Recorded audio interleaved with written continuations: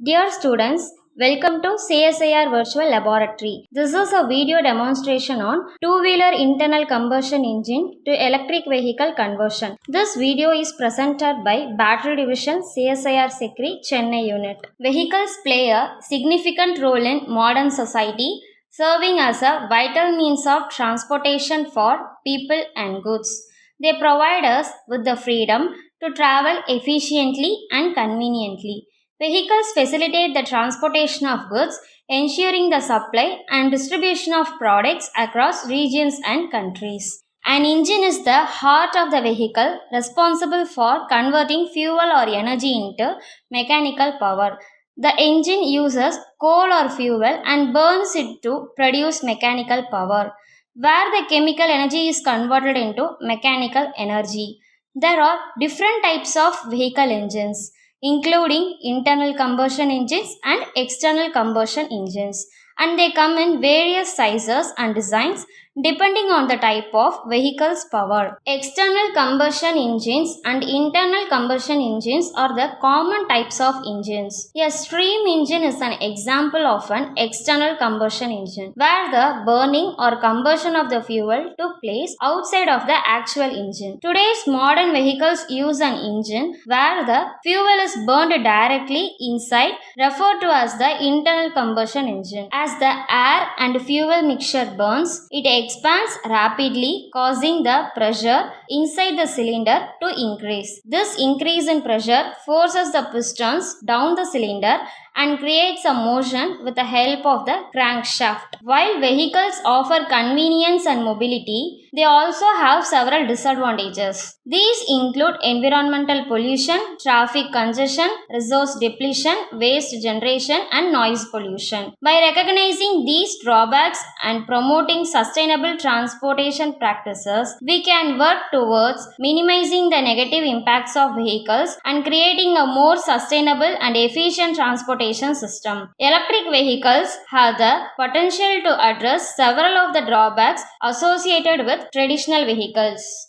The biggest difference between an electric vehicle and an internal combustion engine is the way they generate power. An internal combustion engine vehicle burns fuel in order to generate the energy needed to power the vehicle. This process creates heat and exhaust emissions, which contribute to air pollution and greenhouse gas emissions. In contrast, an electrical vehicle uses electrical energy stored in the battery to power an electric motor that turns the vehicles. This process produces no emissions, making electrical vehicle a cleaner and more environmentally friendly option. Another key difference is that internal combustion engine vehicles require more maintenance due to the complexity of their engines and the needed for regular oil changes and other servicing. Electric vehicle, on the other hand, have fewer moving parts and require less maintenance overall, although the battery may need to be replaced eventually.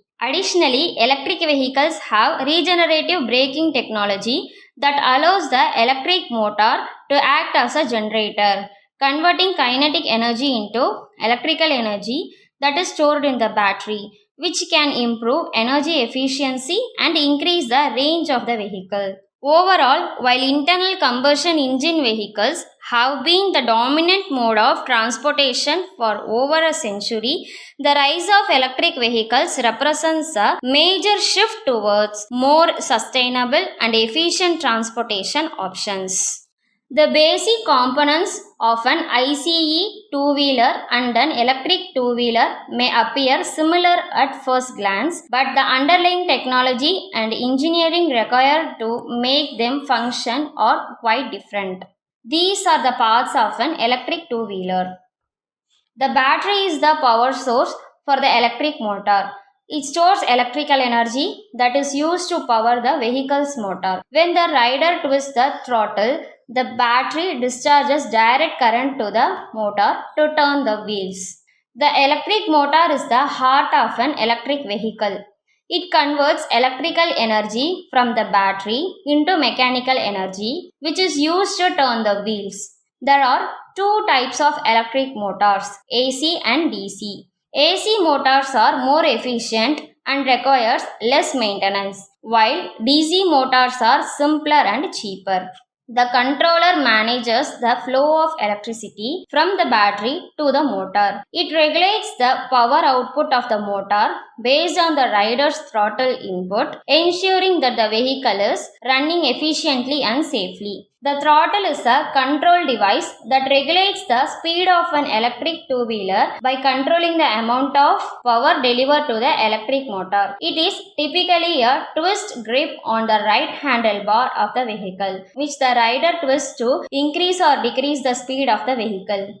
The signal flow in an electric two-wheeler involves various building blocks that work together to enable its operation. It begins with the rider's input through the throttle, which sends a signal to the controller. The controller acts as a central control unit and receives input from various sensors such as throttle position sensor and the brake sensors. The controller then processes the input signals and determines the power requirements based on the rider's intent. It communicates with the battery management system to draw power from the battery pack. The battery management system monitors the state of charge and the health of the battery, ensuring optimal performance and durability. The electrical energy from the battery flows to the motor controller, which regulates the power output to the electric motor. The motor controller adjusts the voltage and current levels to match the desired speed and torque requirements based on the throttle input. The electric motor converts electrical energy into mechanical energy, which is used to turn the wheels of the two-wheeler. The motor is connected to the drivetrain, which may include a transmission or a simple direct drive mechanism, depending on the design of the vehicle. In addition to the power flow, there are auxiliary systems such as lighting, displays, and other electrical components that receive power from the battery or a separate power source. Let's look at the electric two-wheeler lab setup model. Here, each component is assembled on this test bench. By turning the key to the on position, you can power up the vehicle setup. This key switch can be found on the handlebars or near the display panel. Depending on the brand and type of the vehicle, the specific indications on the display panel of the electric two-wheeler may change. However, the speedometer and the charge level indicator are common indicators in electric vehicle two-wheelers. The battery level indicator displays the battery's level or remaining charge. It gives an approximation of how long the battery will last before needing to be recharged. The speedometer shows the vehicle's current speed, usually in miles per hour or kilometers per hour. The odometer maintains track of the total mileage traveled by the vehicle since it was first used. It allows you to keep track of your vehicle's overall mileage. The forward and reverse switch, also known as a reverse gear or reverse switch, is typically located on the handlebars or in a convenient location accessible to the rider. By activating the switch, you can engage the reverse mode, which allows the electric motor to rotate in the opposite direction, causing the vehicle to move backwards. Electric two-wheelers typically have a throttle grip on the right handlebar. As you twist the throttle, a signal is delivered to the controller, which transmits electricity from the battery to the electric motor. The vehicle will move quicker when more torque is given to the throttle. Signal indicators show the status of the turn signals. When activated, they will flash left or right turn signal. The horn is typically activated by pressing a button or switch located on the handlebars or steering column. High beam indicator illuminates when you have activated the high beam headlights of the vehicle. A functional switch associated with the vehicle's constant speed control system, such as cruise control, typically allows the driver to set and maintain a desired speed without needing to manually control the accelerator. The function switch includes a button for enabling the driver to activate, set, adjust, and deactivate. Thank you all for your attention. I hope you have found this video informative and inspiring.